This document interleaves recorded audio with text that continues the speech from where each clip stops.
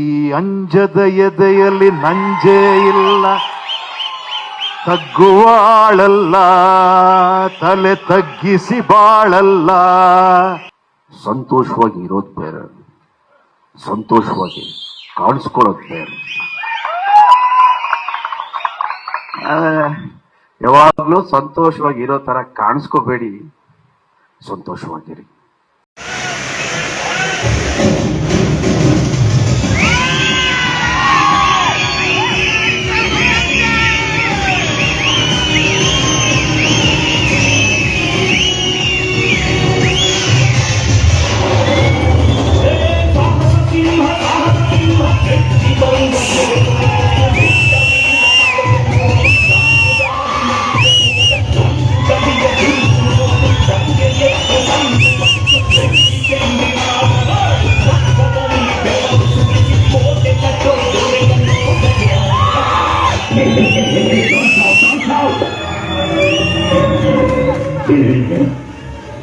Gang ಕಟ್ಕೊಂಡಿರೋದು ಜನ ಸಾಧ್ಯ ಇಲ್ಲ ಅನ್ಸಲ್ಲ, ನಿಜ.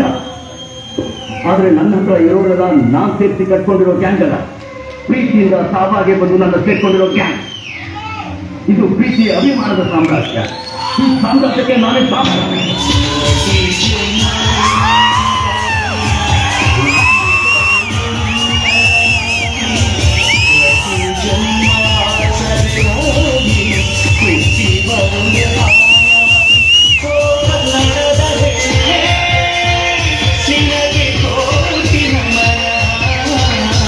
ನನ್ನ ಹೆಸರು ನಂಜುಂಡ.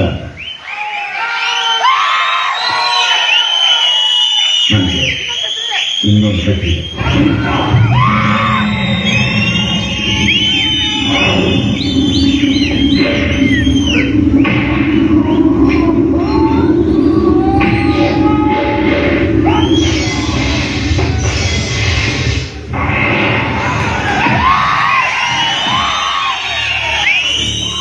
ಈ ನಂಜುಂಡ ಆದರೂ ಒಂದು ಹೆಣ್ಣಿನ ವಿಷಯದಲ್ಲಿ ಯಾರೇ ಒಂದು ಚಿಕ್ಕ ತಪ್ಪು ಮಾಡಿದ್ರು ಅವರನ್ನ ನೀವು ಏನು ಹೇಳ್ತಾನೋ ಅದನ್ನೇ ಮಾಡ್ತಾನೆ, ಏನು ಮಾಡ್ತಾನೋ ಅದನ್ನೇ ಹೇಳ್ತಾನೆ. ಅಣ್ಣಯ್ಯ ತಮ್ಮಯ್ಯ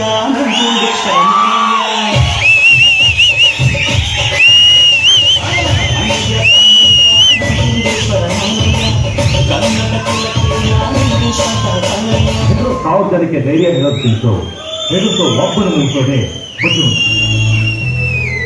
ಈ ಸಿಂಹನ ನಿಮ್ಮ ಜೊತೆಲಿರ್ತಾನೆ, ಆ ದೇವರು ನಮ್ಮ ಜೊತೆಲಿರ್ತಾನೆ.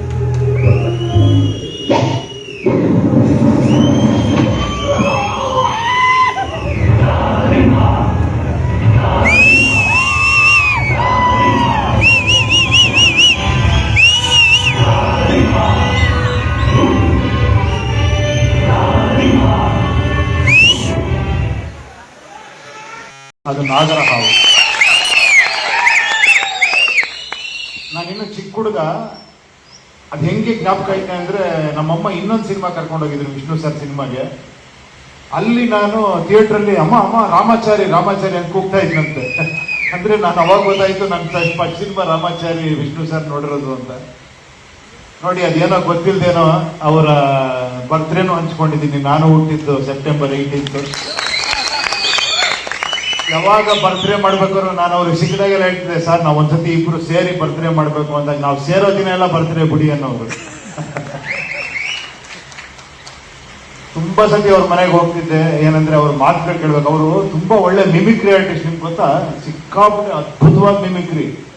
ಎಲ್ಲರನ್ನು ಹೆಂಗೆ ಮಿಮಿಕ್ರಿ ಇಮಿಟೇಟ್ ಮಾಡೋರು ಅಂದ್ರೆ, ನಾನು 1 hour ನೋಡ್ತಾ ಅವ್ರನ್ನ ಕುತ್ಕೊಂಡ್ಬಿಡ್ತಿದ್ದೆ. ಅಷ್ಟು ಚೆನ್ನಾಗಿ ಮಾಡೋರು ಅವರು. ಅದ್ರ ಮತ್ತೊಂದು ಒಳ್ಳೆ ಡೈಲಾಗ್ ಹೇಳೋರು ನಿಜವಾಗ್ಲು. ಏನಂದ್ರೆ ಎಷ್ಟು ಚೆನ್ನಾಗಿತ್ತಂದ್ರೆ, ಅದೆಲ್ಲ ಗೊತ್ತಿರ್ಬೋದು ನಿಮ್ಗೆ, ಬಹಳ ಫೇಮಸ್ ಡೈಲಾಗು. ಒಬ್ಬ ಮನುಷ್ಯನಿಗೆ ಯೋಗ ಬರುತ್ತೆ, ಅದನ್ನು ಉಳಿಸ್ಕೊಳ್ಳೋ ಯೋಗ್ಯತೆ ಇರಬೇಕು. ಯೋಗ ಯೋಗ್ಯತೆ ಎರಡೂ ಇದ್ರೇನೆ ಈ ಸಿನಿಮಾ ರಂಗದಲ್ಲಿ ಜನ ಚಪ್ಪಾಳೆ ಕಟ್ಟೋದು ಅಂತ. ಅದಾದ್ಮೇಲೆ ಇನ್ನೊಂದು ವಿಷಯ ಹೇಳೋರು, ಅವನ್ನ ಸಂಪೂರ್ಣ ಒಪ್ಕೊಳ್ಳಿ, ಅವನ್ನ ನಿಮ್ಮ ಸಂಪೂರ್ಣವಾಗಿ ಅಪ್ಕೊಂತಾನೆ ಅಂತ. ಅದೇ ವಿಷ್ಣು ಸರ್. ಆಮೇಲೆ ಸರ್ ನೀವ್ ಯಾವಾಗ ಹೇಳ್ತಿರಲ್ಲ ಸರ್, ಅದೇನೋ ಜೋಶ್ ಮೇಲೆ ಮಾಡಿ ಕೆಲಸ.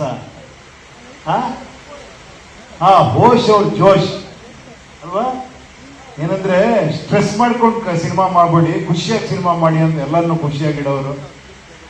ಒಂದೇ ಒಂದು ಬಹಳ ವಿಶೇಷ ನನಗೆ ಯಾವಾಗ ಅನ್ಸೋದೇನಂದ್ರೆ, ಸಿನಿಮಾಲಿ ಆಡಿಯನ್ಸ್ ಹೋಗಿ ಪಿಕ್ಚರ್ ನೋಡಿ ಒಬ್ಬ ಸ್ಟಾರಿಗೆ ಅಭಿಮಾನಿ ಆಗ್ತಾರೆ, ಅದು ಮಾಮೂಲಿ. ಬಟ್ ಇವ್ರ ವಿಶೇಷ ಏನು ಅಂದ್ರೆ, ಇವ್ರ ಜೊತೆ ಪಿಕ್ಚರ್ ಮಾಡಿರೋ ಪ್ರೊಡ್ಯೂಸರ್ ಎಲ್ಲರೂ ಫ್ಯಾನ್ಸೇ ಇವ್ರಿಗೆ.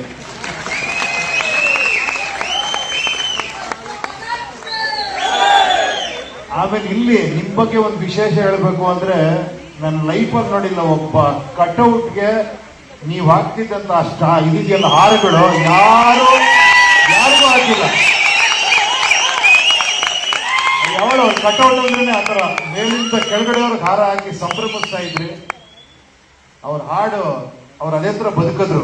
ಈ ಅಂಜದ ಎದೆಯಲ್ಲಿ ನಂಜೇ ಇಲ್ಲ, ತಗ್ಗುವಾಳಲ್ಲ, ತಲೆ ತಗ್ಗಿಸಿ ಬಾಳಲ್ಲ, ಈ ರಾಮಾಚಾರಿ ಕೆಣಕೋ ಗಂಡು ಇನ್ನೂ ಹುಟ್ಟಿಲ್ಲ. ಹಾ, ರೋಮಾಂಚನ ಆಗುತ್ತೆ ಆ ಸಿನಿಮಾ ನೆನೆಸ್ಕೊಂಡ್ರೆ, ಅವರ ಪರ್ಫಾರ್ಮೆನ್ಸ್ ನೆನೆಸ್ಕೊಂಡ್ರೆ. ಬಹಳ ತುಂಬ ಖುಷಿ ಅನ್ನಿಸ್ತು ಈ ಪ್ರೋಗ್ರಾಮ್ ಬಂದು. ಎಲ್ಲದಕ್ಕಿನ್ನ ಕೋಟಿಗೊಬ್ಬ ಪಿಕ್ಚರಲ್ಲಿ ನಮ್ಮ ಶ್ರೀಮತಿಯವರು ಆ ಪಿಕ್ಚರಲ್ಲಿ ಮಾಡಿರೋದು ಇನ್ನೊಂದು ವಿಶೇಷ, ಮತ್ತೆ ಅದು ರಿಲೀಸ್ ಮಾಡ್ತಿರೋದು ಇನ್ನೊಂದು ವಿಶೇಷ.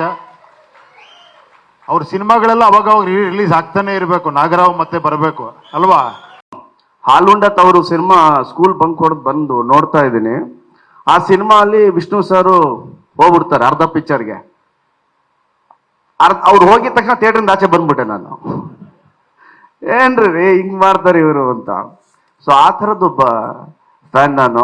ನನಗೆ ಹೆಚ್ಚು ಅವ್ರ ಜೊತೆ ಕಾಲ ಕಳೆಯುವಂಥ ಒಂದು ಒಳ್ಳೆ ಅವಕಾಶ ಸಿಕ್ಲಿಲ್ಲ. ಬಟ್ ನಾನು ಹೀರೋ ಆದಮೇಲೆ ನಾನು ಅರಮನೆ ಪಿಕ್ಚರ್ ಮಾಡಬೇಕಾದ್ರೆ 1 ವರ್ಷ ಮುಂಗಾರು ಮಳೆ, ಅವಾಗ ನಾನು ಹೇಳಿದೆ ನಾನು ವಿಷ್ಣು ಸರ್ನ ನೋಡಬೇಕು ಅಂತ. ಇಲ್ಲ ವಿಷ್ಣು ಸರ್ ಆ ಹುಡುಗನ ಕರ್ಕೊಂಬನ್ನಿ, ನಾನು ನೋಡಬೇಕು ಅಂತಿದ್ದಾರೆ, ಬನ್ನಿ ಅಂತ ಕರ್ಕೊಂಡು ಹೋದ್ರು. ಸೊ ಅವ್ರ ಮನೆ ಗೇಟ್ ಓಪನ್ ಆಗಿದ ತಕ್ಷಣ ಒಳಗೋದೆ, ಲಾನ್ ಹತ್ರ. ವಿಷ್ಣು ಸರ್ ಆಚೆ ಬಂದರು. ಅರ್ಧ ಗಂಟೆ ನಾನು ಮಾತಾಡಲಿಲ್ಲ, ಸುಮ್ಮನೆ ನೋಡ್ಕೊಂಡು ಕೂತ್ಕೊಂಡಿದ್ದೆ. ಅಂದರೆ ನನ್ನ ತಲೆಯಲ್ಲಿ ಹಿಂದೆ ಬ್ಯಾಕ್ ಗ್ರೌಂಡಲ್ಲಿ ಓಡ್ತಾನೆ ಇತ್ತು ಅಂತ. ಏನು ಅಂದರೆ ನಾನು ರೂಪಾ ಥಿಯೇಟ್ರ್ ಮುಂದೆ ಬ್ಲ್ಯಾಕ್ ಟಿಕೆಟ್ ತೊಗೊಂಡು ಪಿಕ್ಚರ್ ನೋಡಿದ್ದು, ಇಲ್ಲ ಒಂದಷ್ಟು ಟಿಕೆಟ್ ತಗೊಂಡು ಕಟ್ಔಟ್ಗೆ ಹೂನಾರ ಹಾಕಿದ್ದು, ಮೇನ್ಗಾ ಥಿಯೇಟ್ರ್ ಮುಂದೆ ಸ್ಟಾರ್ ಕಟ್ಟಿದ್ದು, ಸ್ನೇಹಿತರೆಲ್ಲ ಸೇರಿಕೊಂಡು ಇವತ್ತು ಹೌಸ್ಫುಲ್ ಆಗಿಲ್ಲ ಅಂತ, ಇದು ಹೌಸ್ಫುಲ್ ಮಾಡಲೇಬೇಕು, ಸೆಕೆಂಡ್ ಶೋ ಮಾಡು, ಇನ್ನು 10 ಟಿಕೆಟ್ ಇದೆ ತಗೊಂಬಿಡು, ನಡಿ ಅಂತ ಮಾಡಿದ್ದು. ಎವ್ರಿಥಿಂಗ್ ಎಲ್ಲ ಪಟ ಪಟ ಪಟ ಪಟ ಪಟ ಪಟ ಅಂತ ಹೋಗ್ತಾ ಇತ್ತು ನನ್ನ ತಲೆಯಲ್ಲಿ. ಅಂದರೆ ಹೌಸ್ಫುಲ್ ಅಂದರೆ. ಸೊ ಕೂತ್ಕೊಂಡು ಮಾತಾಡ್ತಾ ಇದ್ದೆ. ಮಾತಾಡಿದಾಗ ಅವ್ರಿಗೆ ಹೇಳಿದ್ದೆ, ಸರ್ ಅಣ್ಣ ಈ ಬಳೆ ಅದನ್ನ ನೋಡಿ ಹಾಕೊಡೋದು ನಾನು, ನೀವು ಬೀದರ್ಗೆ ಹೋದಾಗ ಅಲ್ಲಿ ಗುರುದ್ವಾರದಲ್ಲಿ ಕೊಟ್ರಲ್ಲ ನಿಮ್ಗೆ ಇದನ್ನ ನೋಡಿ ನನಗೆ ಕೊಟ್ರು ಅಂತ ನೀವೊಂದು ಇಂಟರ್ವ್ಯೂ ಅಲ್ಲಿ ಹೇಳಿದ್ರಿ, ಅದನ್ನ ನೋಡ್ಬಿಟ್ಟು ನಾನು ಹಾಕೋಬೇಕು ಅಂತ ಹಾಕೋತಾ ಇದ್ದೀನಿ ಅಣ್ಣ. ನೋಡ್ತಾ ಇದ್ರು.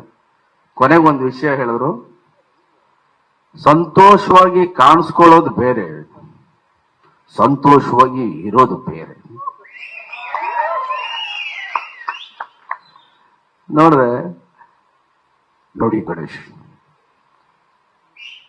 ಸಂತೋಷವಾಗಿ ಇರೋದು ಬೇರೆ, ಸಂತೋಷವಾಗಿ ಕಾಣಿಸ್ಕೊಳ್ಳೋದು ಬೇರೆ. ಯಾವಾಗ್ಲೂ ಸಂತೋಷವಾಗಿ ಇರೋ ತರ ಕಾಣಿಸ್ಕೋಬೇಡಿ, ಸಂತೋಷವಾಗಿರಿ. ಸೊ ಅದ್ ನನ್ನ ತಲೆಯಲ್ಲಿ ಯಾವಾಗ್ಲೂ ಓಡ್ತಾನೆ ಇರುತ್ತೆ. ಯಾಕೆ ಸುಮ್ಮನೆ ಸಂತೋಷವಾಗಿ ಕಾಣಿಸ್ಕೋಬೇಕು, ಸಂತೋಷವಾಗಿ ಇರ್ಬೇಕೆಲ್ಲರೂ. ಉಪ್ಪಿ ಸಾರ್ ಹೇಳಿದ್ರಲ್ಲ, ಹ್ಯಾಪಿ ಆಗಿರಿ ಗುರುವೆ, ಹ್ಯಾಪಿ ಆಗಿರಿ ಅಂತ.